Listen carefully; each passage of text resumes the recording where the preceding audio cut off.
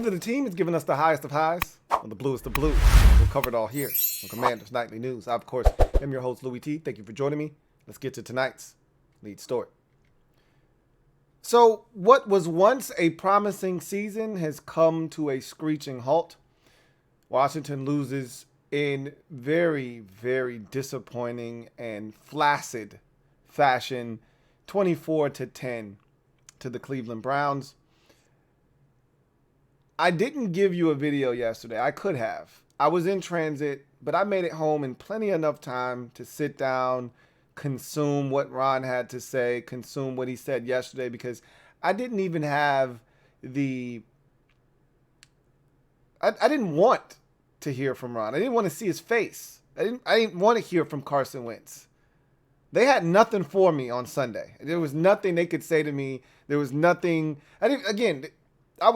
the amount of disappointment that I felt after watching that disgusting performance on Sunday, it left me with a bitter taste to the point where I didn't want to hear from any of those dudes. There was nothing that they could say to make me feel any less worthless as a fan. So it took me until yesterday. Actually, today, I literally watched Ron's presser from Sunday today, and I watched his Monday presser today. So I literally just consumed that. I have no intentions of watching Carson Wentz's press conference. He's a loser. I got nothing for him. He's got nothing for me. He's done in Washington, and I got no ill will towards him. He's a loser, and he can pack his things and go. And so that was one of the worst performances I've seen from a quarterback here. And look, we've had John Beck. We've had quite a few. We could go through the list of guys that have paraded onto the field here in Washington and made us vomit. And that was one of the most vomit-worthy performances we've seen from a quarterback in this town in quite some time. And again, we've had plenty of them. Okay? In a meaningful game, right? Mind you, a lot of these performances that I'm speaking of came in games where the season wasn't going anywhere, and by the time they got in, whether it's dirty Ches in the first half against the Giants, and we're down like 30-0 at halftime, we weren't going anywhere but home. It was a bad football team. That wasn't this. You know what I equated this season to for Washington? It was like a movie. Slow start to the movie. If you're not really truly invested, you're just not going to watch. Generally speaking, when you go into watching a movie, you know what you're signing up for in terms of length, how the plot's going to go. If you're watching, say, for instance, a Marvel movie, depending on what kind of Marvel movie, the first 30 to 45 minutes might be all plot. You could be sitting there watching Superman or Wonder Woman or something of that ilk, and you may not get any action for the first 30, 45 to an hour of the movie, but it's a 2.5 to 3 hour long movie, so saddle up. You got to be in it for the long haul. And if you're not a plot person, if you want action right out of the gate, this movie probably isn't for you, and you're probably going to tune out. This season started incredibly slow, as it usually does with this group. And if you didn't have the mindset going in of, hey, I know there's going to be a lot of plot early on, not going to get a ton of action, I just got to hang in there. If you went in thinking action right out of the gate, then you might have checked out. Got some fireworks in the first 2 weeks of the season, but then it was a lot of plot. You lose 4 in a row after winning the first game, and a lot of you are thinking, do I really need to watch the rest of this movie? Kind of think I know how this movie ends, right? Wrong. Or maybe you were right. Maybe you said, hey, Ron's going to win 4 in a row. He never did actually win 4 in a row. But then the movie finally starts to get interesting. We finally start to get some action. All of that time you spent investing in the plot early on, starting to pay dividends. And all of a sudden you go from 1-4 to 7-5. And you've got a game on the road against the Giants. Those were good times. Those were really good times. Man, it was fun to be a Commanders fan right around that time in late November, early December. Man, was that a time to be alive. 7-5, you just beat the Falcons on a crazy deflected ball in the end zone that gets picked off. You're feeling good. You're heading to the Meadowlands. Giants are struggling. You think you've got some fresh meat in front of you. You go up 10-0 in that ball game, and you're thinking, we're about to stomp a mud hole in these bastards, go to 8-5, head into the bye, riding high, and here we come, playoffs. Look out, here we come. And then the bottom falls out of the season. Or in this case, if we're sticking with the analogy, the movie takes a sharp turn for the worse. And all of a sudden, you're throwing a curveball and you're like, whoa, I didn't see that coming. But you're still invested. You've spent 2 hours watching this movie. You're not going to quit now. You lose 3 straight games, essentially, or you lose 2 games. You tie 1, right? And you're looking around and you're saying, I don't like where this is heading, but they can salvage it with a great ending. Yes, a great ending will tie all of this together. And you know what? If they do a sequel, I'll come back and watch. I'll watch it again. But then you get this really abrupt, rushed, cockamamie ending, and now you're like, did I just waste 2 hours and 22 minutes of my life that I can't get back? What the hell was that? Yeah, that's pretty much what the ending did, is it made you feel like you just wasted 2 hours and 30 minutes of your life. If the ending was better, it would have tied it all together and you would have said, hey, kind of all over the place, but you know what? Overall, I give it a B-. Solid movie. They make a sequel, I'll go back and watch.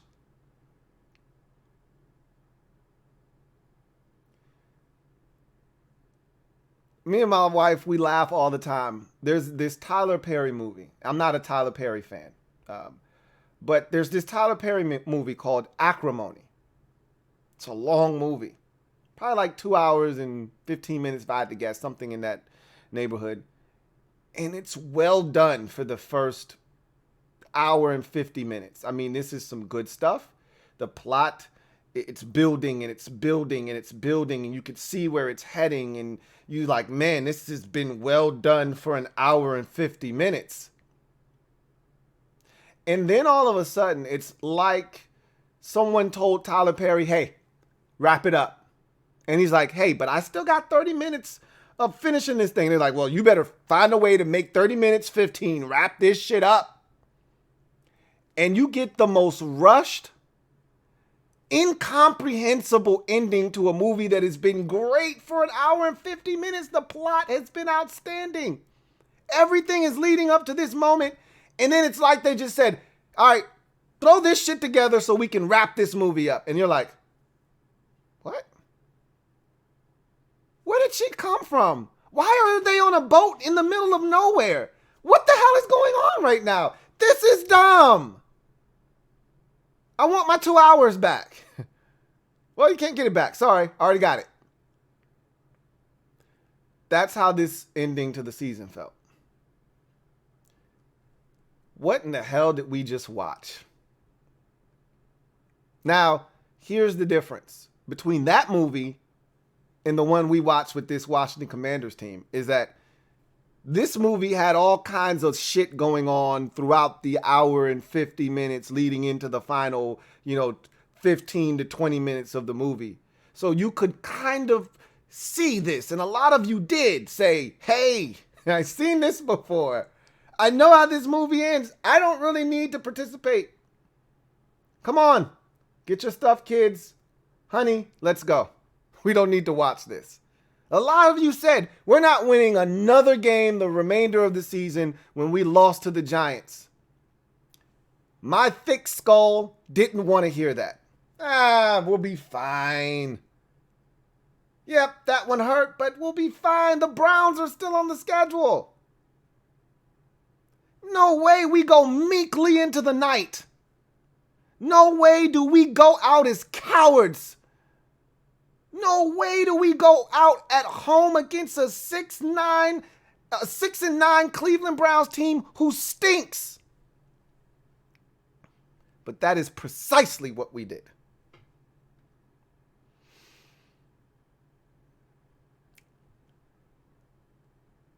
I've taken in a lot of information in the last 2 days since the game came to a close. And for that matter, the season came to a close. Ron Rivera was drugged on social media, and rightfully so. And we'll talk more about that in the next segment of the show. I don't really want to talk about Ronald Rivera right now in particular.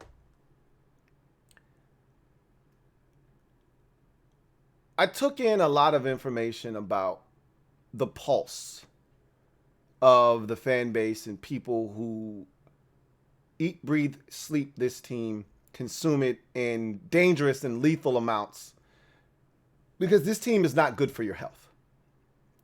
So the more you consume it, the more dangerous it becomes to your well-being.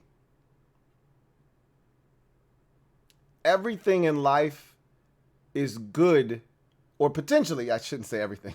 Most things in life are good in moderation. I can be the first to admit that I consume this team in doses that are unhealthy and unsafe, especially with the amount of losing that takes place with this team and organization on a yearly basis. That said, I don't care how I feel, because I know how I feel. I wanted to see how everybody else felt. Maybe I was tripping, because there were people who weren't on board with Ronald Rivera. There were people who wanted Scott Turner fired 2 years ago. I was not on board with that. There were people who wanted Jack Del Rio fired after last season. I was not on board with that.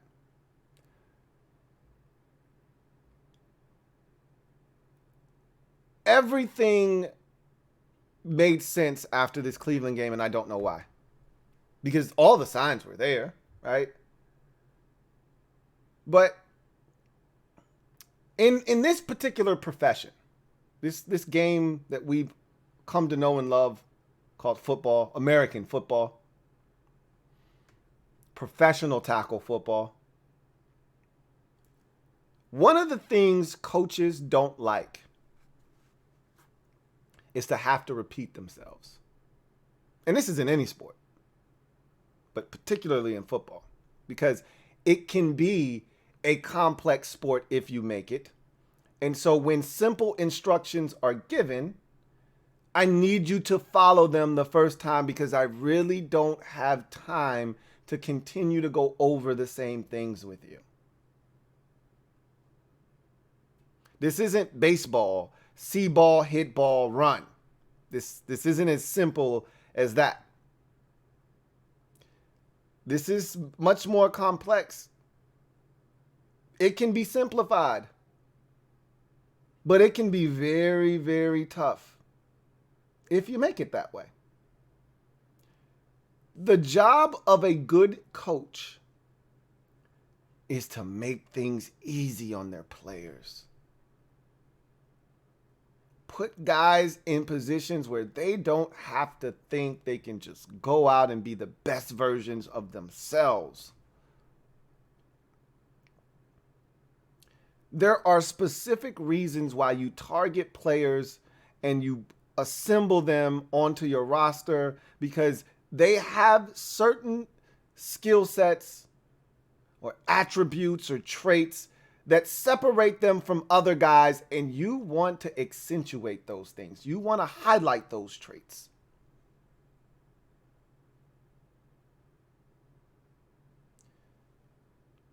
In Washington, we seem to do the opposite. We take guys, we see what they're capable of doing, and then we do other things with them.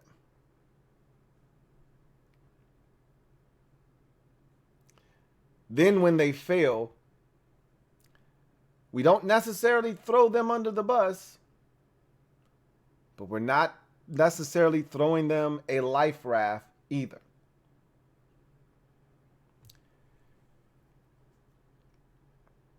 I came to the realization after the game, and I told you as much. Heads need to roll. This is the first time I had said it. It was the first time I had said it. I'm going to repeat myself again today. There's no excuse for the season going the way that it did. I was abundantly clear. I made myself as clear as one could before the season started what the expectation was for this season. You're not going to get another opportunity at a season quite like the one that was put in front of us this year.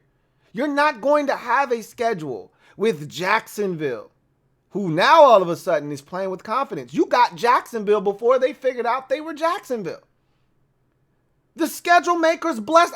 We've done this a million times in the offseason. The schedule makers blessed us and said, bro, we're going to give you an opportunity to get off to a start that's going to allow you to take advantage of this schedule. And it's a beautiful schedule. I said the NFC East is going to be the best division in football. One of the best. I didn't say the best. I said one of the best.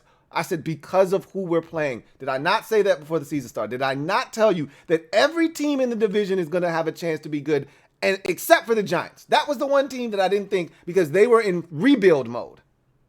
We'll get back to that, right? They were in full rebuild mode. New GM, new head coach, turnover on the roster. You can't really make any moves because you're stuck and saddled with all these bad contracts, so you just got to take it on the chin this year. So much for that. Again, we'll come back to that. But I said Philadelphia, and I thought Jalen Hurts was going to suck. I was wrong about that. But I said they were a 9-win team even with Jalen Hurts sucking ass. So I said if he's not garbage, that's a 13, 12, or 13-win team. Well, what do you know? The Eagles are a 13-win team. I said Dallas. I thought Dallas was going to win the division at 12-5. What do you know? Dallas has won 12 games this season. Would you look at that? I said that we were going to be a 12-win team. Clearly, we don't have the coaching staff to do that, which we'll get to in a second. And I said the Giants are going to win 7 or 8 games, somewhere in there. I don't remember exactly what my prediction, but they were going to bring up the rear, and they weren't going to be terrible either.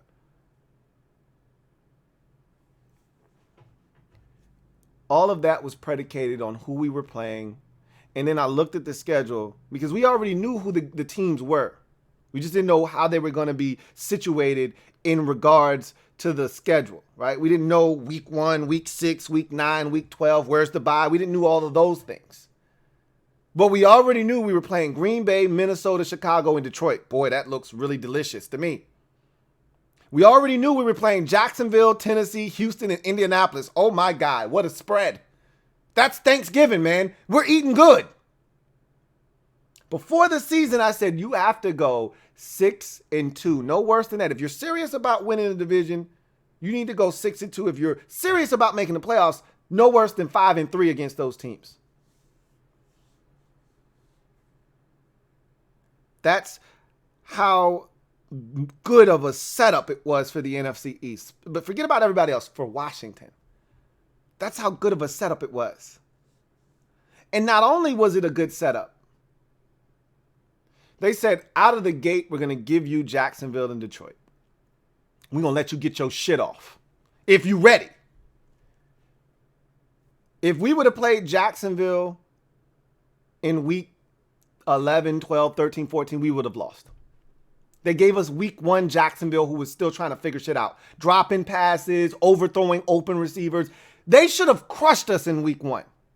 But they didn't, because they were still Jacksonville. Mentally, they hadn't gotten to where they are now. The schedule makers gave us a gift. Week 2, Detroit was still trying to figure. They were scoring points now. They were scoring points, just like they've been scoring points since week 1, have the Lions. But they were still the Lions. Still the Lions. Yep, they scored 36 against us, but we could have scored 38. If Carson doesn't throw a pick, if the defense just gets 1 or 2 stops in the second half, if the offense doesn't come out lethargic and sleep at the beginning of the game, we could have scored, because that's what teams were doing against Detroit early in the season. Detroit was scoring 36, but they were giving up 41. They had a 48-45 shootout with Seattle that they lost at home. We could have beaten them in a shootout, but we weren't prepared to beat them in a shootout. But the schedule maker said, hey, we're going to give you a blessing. Here it is. They said, we didn't even see this blessing coming. We got the Eagles in week 3. I wanted the Eagles in week 3. We had our opportunities. We stunk it up. We get Cooper effing Rush in week 4. Are you kidding me? Cooper Rush? Can't take advantage of that. You get a Tennessee Titans team with, look at the Titans now. That's what they were in week 5, except they had Ryan Tannehill. They're the same team. All you had to do was stop Derrick Henry, and we couldn't even do that. Week 6, I don't know how we won that game. One of the worst offensive performances these eyes have seen in about 2 or 3 years, probably since 2019. We were horrible on offense that night. The Bears were moving the football. They got into the red zone 3 times and came away with no points. I still don't know how we won that game. But we won 12-7. It saved our season. And Wentz getting hurt probably saved our season as well, because Heineke comes in and wins 5 out of the next 6 games.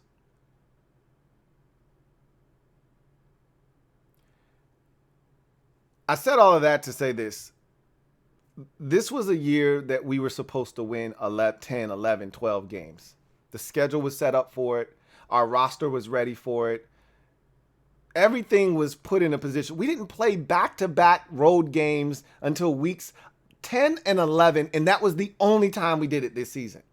Like that, there were teams that played 3 straight road games this season. The Dolphins played 3 straight road games. There were teams who played 4 out of 5 on the road. We had one stretch of 2 games on the road in a row. That was it. Every game was home, away, home, away, home, away, home, away. The entire year until we got to week 10. Eagles on the road, Texans on the road, and then you're back home.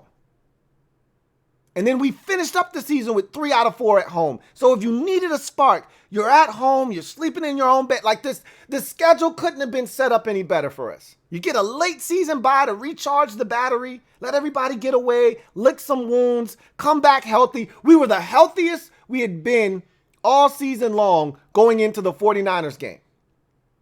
That, the bye week being where it was, that's not a coincidence. We were the healthiest we were, and we came out of that game just as banged up as we wanted to be.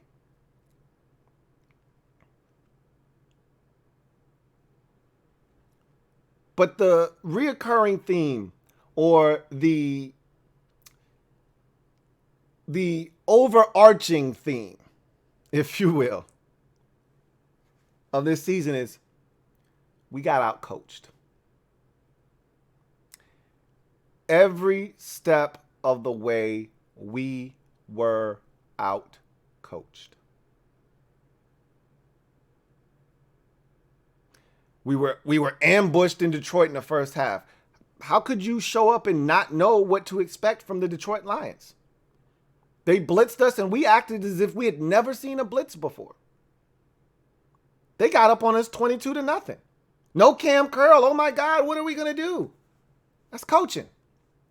One guy shouldn't make that much of a difference where your defense falls the hell apart without him being in the lineup. We saw it in week 1 where guys are running wide open. We saw it in week 2 against Detroit where guys are running wide open. He comes back in week 3 and we start to turn it around. He gets injured late in the season and doesn't play against the 49ers. Guys are running wide open in that game for touchdowns. We play against the Browns. Guys are running all over the field wide open. And there's one common denominator. Cam Curl. One guy can't make that big of a difference. Yep, Jonathan Allen got hurt. He wasn't hurt for the 49ers game when George Kittle was running all over the defense with not a commander in sight. That's not an excuse. One guy can't make your defense that porous without him in the lineup. That's coaching. And that's roster building. Because I'm looking at Landon Collins with a pick six. I'm looking at Landon Collins' performance against us in the second game versus the Giants, and I'm saying he should be here in Washington. But you were too stubborn. It is what it is.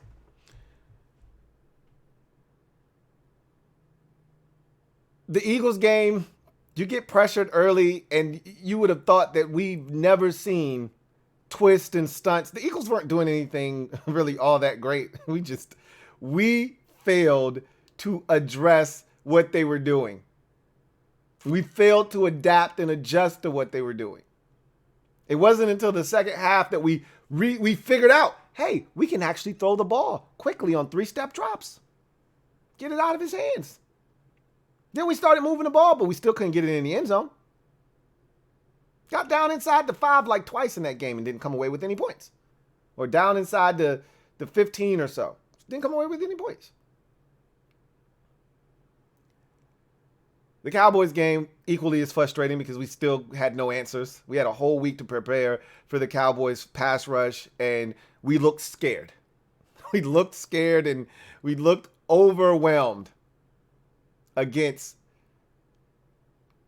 Cooper freaking Rush. It's coaching, man. The one thing I said you couldn't do against the Titans, I said, look, if Ryan Tannehill beats you by throwing the football to Chig Okonkwo and Austin Hooper and Robert Woods and Nick Westbrook-Akine, by all means, I tip my cap to Ryan Tannehill and I say, hey, job well done, 17. Hell of a performance. You know what you're not supposed to do when those are the weapons he's trying to get the football to? With an offensive line that was pretty banged up, that we actually got to Tannehill many times throughout that day. You know what you're not supposed to do? Give up 100 yards to Derrick Henry. 5-man defensive front. Should have been the standard operating procedure for that ball game. And it was not. Not until the second half, where we pretty much shut him down, but he had already had 87 yards at halftime. Damage was done. Coaching.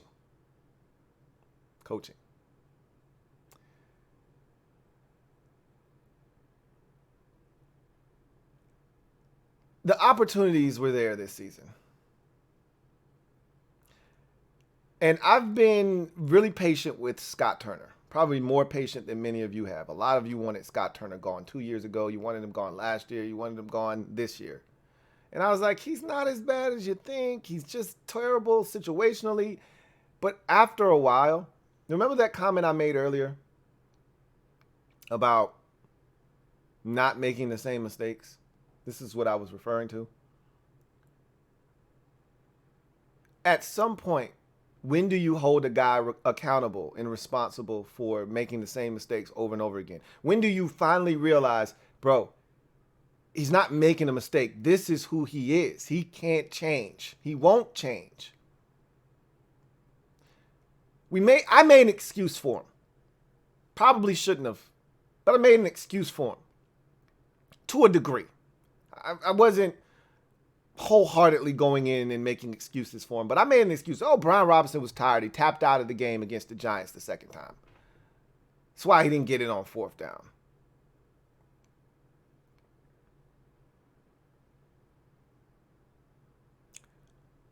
Brian Robinson rested the 2 plays prior to the 4th down attempt against the Browns.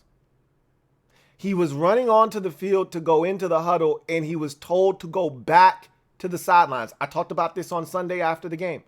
I saw it happen in real time, and I'm saying, okay, good, he's going in the game. And then I see him run back to the side. I'm like, wait, what are we doing? Are we about to call a timeout? Why is Brian Robinson not in the game? And then I saw the film, because I hadn't watched the film. We asked Curtis Samuel to crack down on Myles Garrett on a toss play and expected positive results.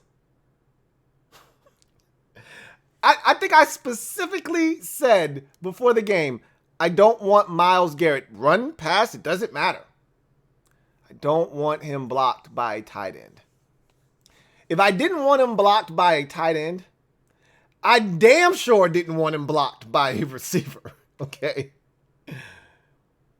What in the hell are you thinking on 4th and 1 where you've got your 195-pound receiver blocking a 260-pound monster? Are you insane? With Jonathan Williams running outside, no less, on 4th and 1. You got to be outside your damn mind. And at this point, I'm sick and tired of being sick and tired about having the same conversations about the same shit over and over again. Scott Turner doesn't get it. Get his ass out of here. I'm sick of it. Sick of it.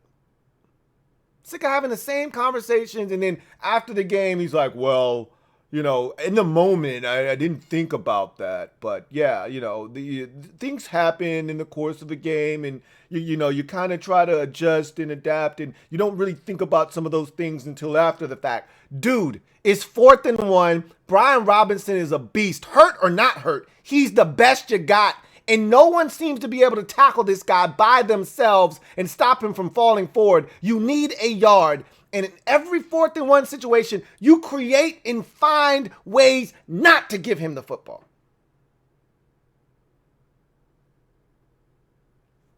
I thought something was ironic in this game, too. And then we'll move on. I've had enough of this.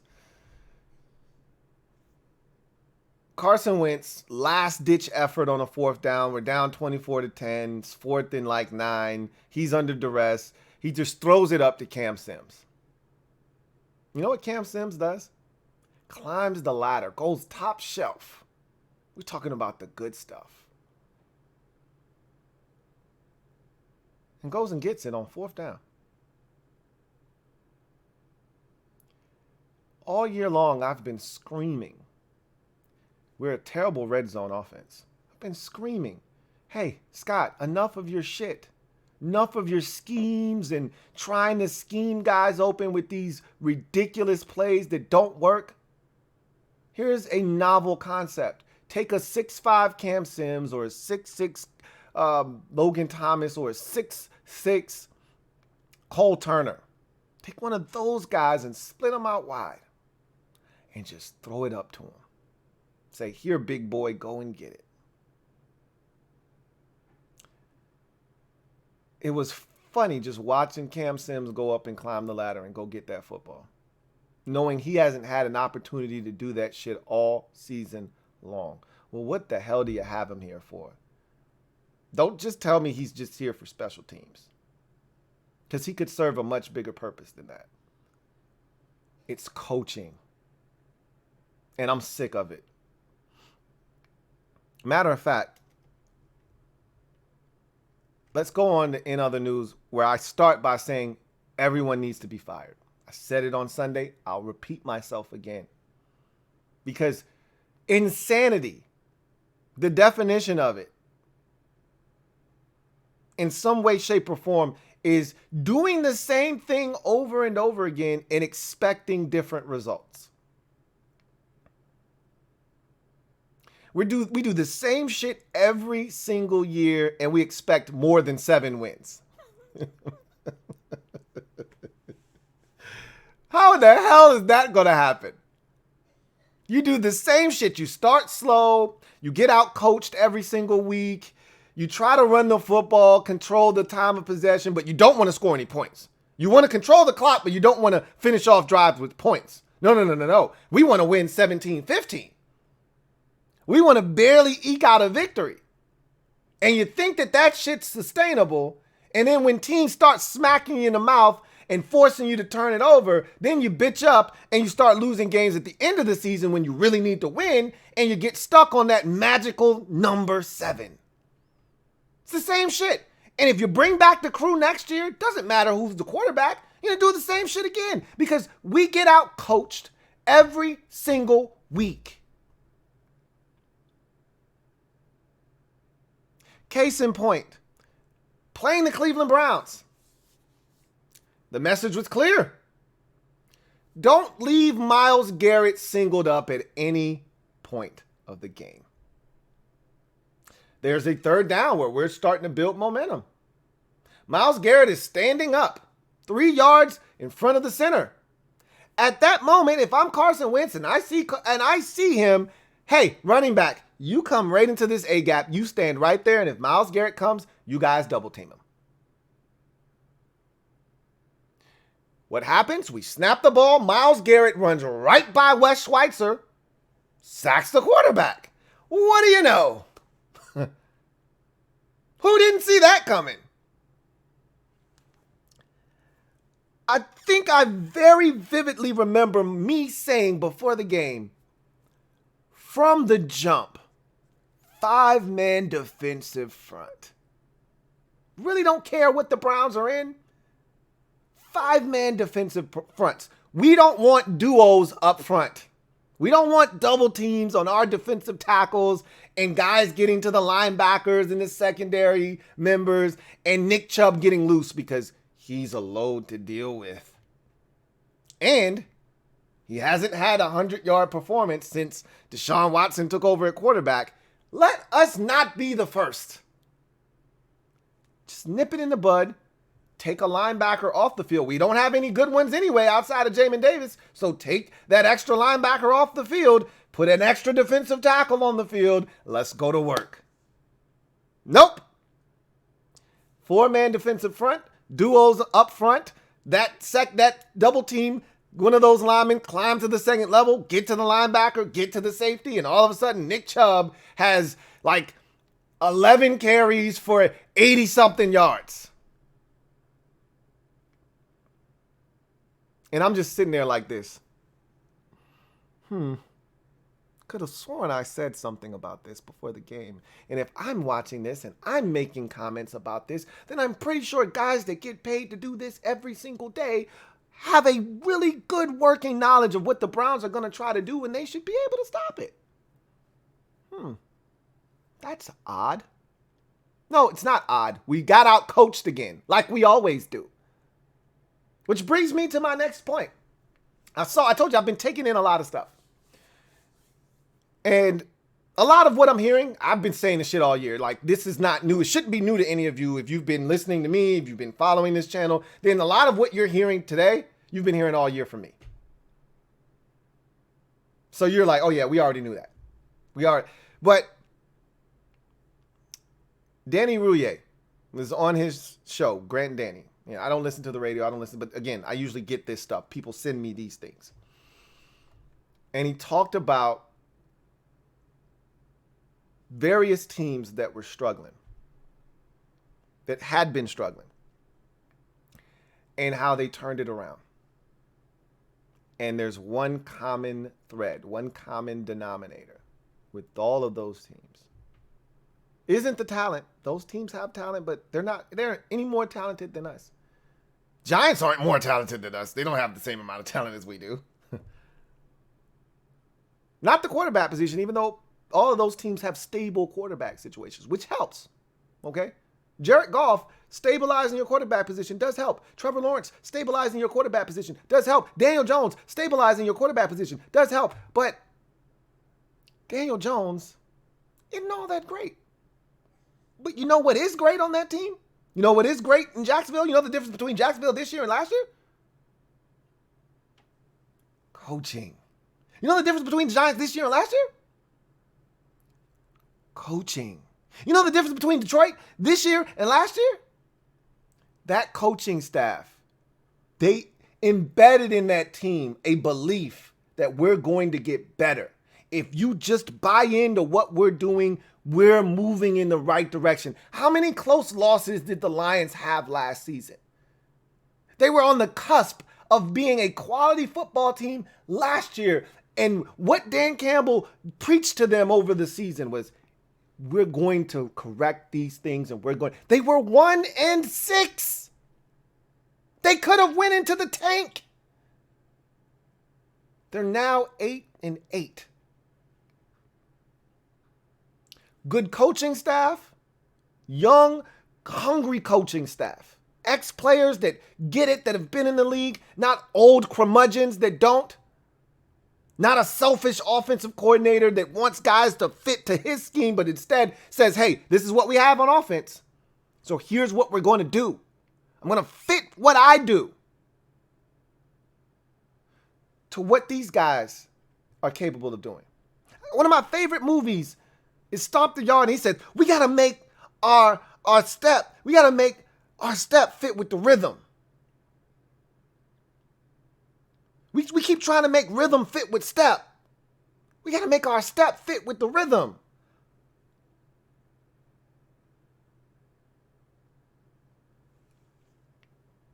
We keep trying to do things that don't make any sense. And because it's the right way, it's our way. Ron said when he got here, you do it our way. And it doesn't work, blame's on us.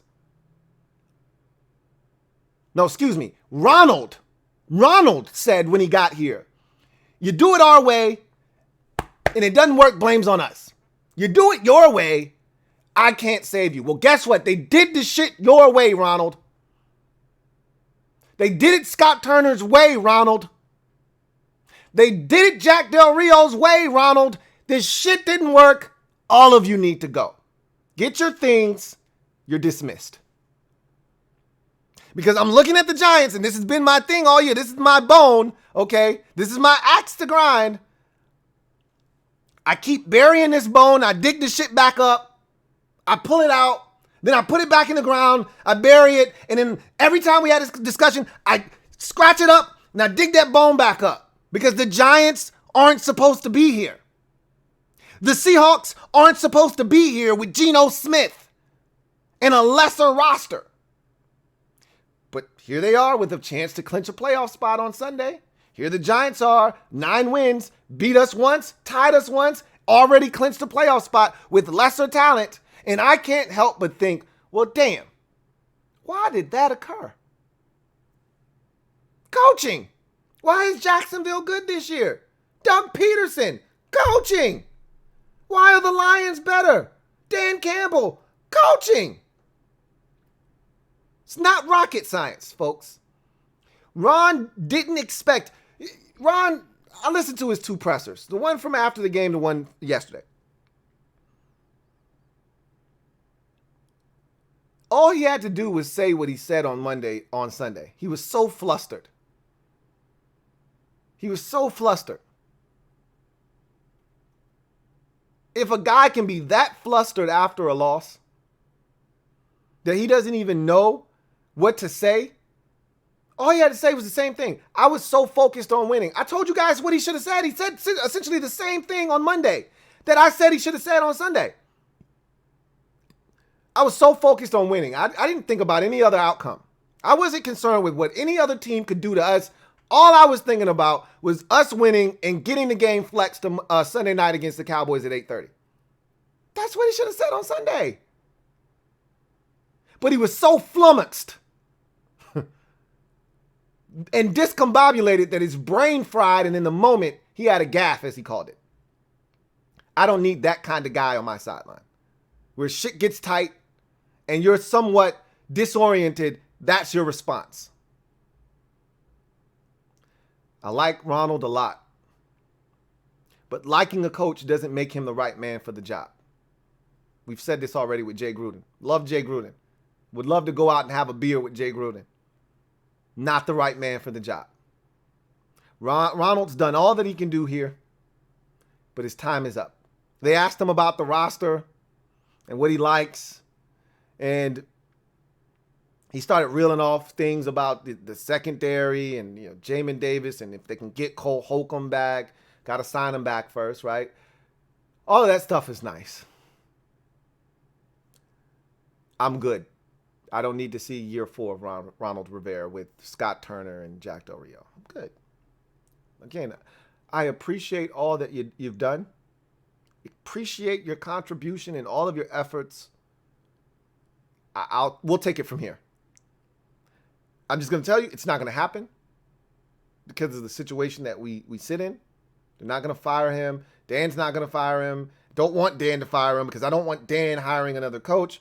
I just want Dan gone. The next group's going to come in here. That's not going to happen until April, at the earliest. March, April. I already told you, the later that thing takes place, the less likely it is you're going to uproot your entire staff and bring in new guys. It's just not going to happen. You're too close to the draft. The pool of coaches has shrunk because all the other teams that were looking for coaches have already picked from that pool already. That ship sails if you're not ready to go in and make it happen after the season's done. That ship sails. Ron and company will be back next year. So just mentally prepare yourself for that. And last thing, and I'll get out of here. I don't really have anything else for you. For those of you who want to see Sam Howell, what did he do? You're going to get your chance. There's no other recourse for Sunday's game. Ron talked about, we're going to play the win. Okay, good. Yeah, I wanted to hear that in week 15 against the Giants, in week 16 against the 49ers, and week 17 against the Browns. I don't want to hear that shit in week 18. You had your chances. At this point, just put the young fella in, see what you got. If he plays well, again, whoop did he effing do. A lot of you will get, see, he could have been doing that all season long. Stop, okay? Just stop. I don't know what he would or wouldn't have done, but just understand that for where we were as a team, he wasn't the best option at the time, okay?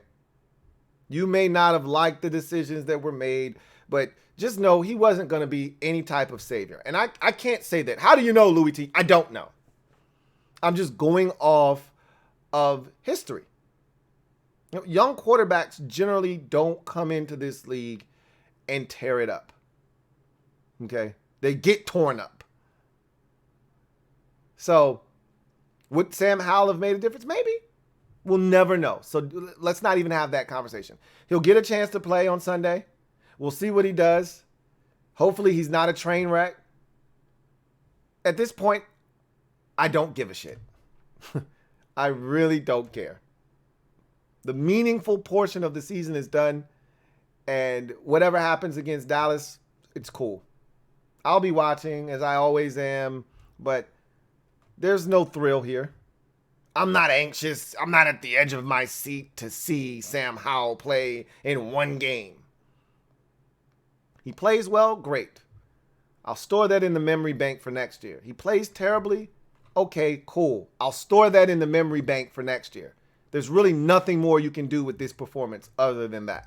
Store it in the memory bank for next year. Whether it's good, bad, or indifferent, you store it in the memory bank for next year. It's one game, folks. It's one game. So don't go jumping off the deep end with whatever the outcome of this game is. Anyway, I digress. That's going to do it for me, your man Louie T, here on Commanders Nightly News. Look forward to chopping it up with you guys again. Tomorrow, it'll be an abbreviated show because I don't care about the injury report. Neither should you at this point. I mean, who gives a shit? It's a meaningless Week 18 game. So we'll get in, we'll get out. We'll be live on Thursday night, though.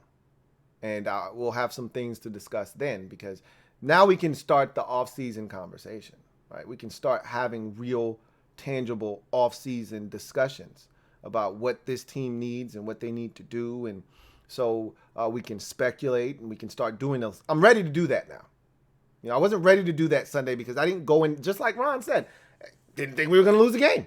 So I wasn't ready for what was thereafter. I wasn't expecting to lose that Browns game. So I wasn't ready to start thinking about quarterbacks and ownership, even though I'm always ready to talk about ownership change. Always. But now I'm ready to have those conversations. So we'll do all of that stuff and then some on Thursday night. But until then, you guys enjoy the rest of your day. Take care, and I'll see you next time. Have a good one. Here comes the diesel. Here comes the diesel. There's the snap, hand to Riggins. Good hole. He's got the first down to the 40. He's gone. The 35, the 30, the 20.